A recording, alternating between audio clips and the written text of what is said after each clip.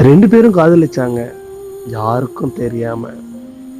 இந்த ஊருக்கு, உலகத்துக்கு தெரிய வரும் பொழுது ரொம்ப பயந்தாங்க. பொண்ணு வீட்ல சம்மதிக்கல, பையன் வீட்லயும் சம்மதிக்கல. என்னன்னு பார்த்தா, சாதி ரொம்ப முக்கியம்னு சொல்லிட்டாங்களாம்.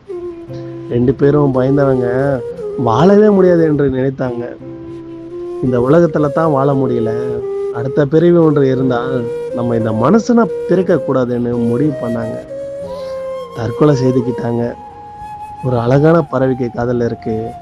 ஏன் மிருகத்துக்கு கூட காதல் இருக்கு. அந்த காதலை யாரும் தடுக்கவில்லையே. மிருகத்தை விட கேவலமான பிறவி மனித பிறவி என்று நிரூபித்து விட்டார்கள். உண்மையான காதல் தன் உயிரைத்தான் விடும் தவிர அவன் கூட வாழ முடியாது, இவன் கூட வாழ முடியாது என்று சொல்ல அது ஏத்துக்கிற தன்மை அவங்களுக்கு இல்லை என்று பெத்தவங்க நீங்களும் புரிந்து கொள்ள வேண்டும். இனிமேலும் இந்த தவறுகள் நடக்கக்கூடாது என்று நானும் கடவுள் கிட்டத்தான் வேண்டிக்கிறேன். இதுக்கு கடவுள் தான் ஒரு நல்ல முடிவை கொண்டு வர வேண்டும் என்று நம்புகிறேன்.